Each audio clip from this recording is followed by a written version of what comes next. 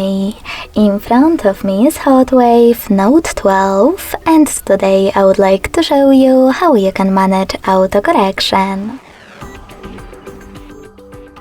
Begin by going into Devices Settings and scrolling all the way down to Access System. Following that, tap on Languages and Input, On-Screen Keyboard, and Gboard.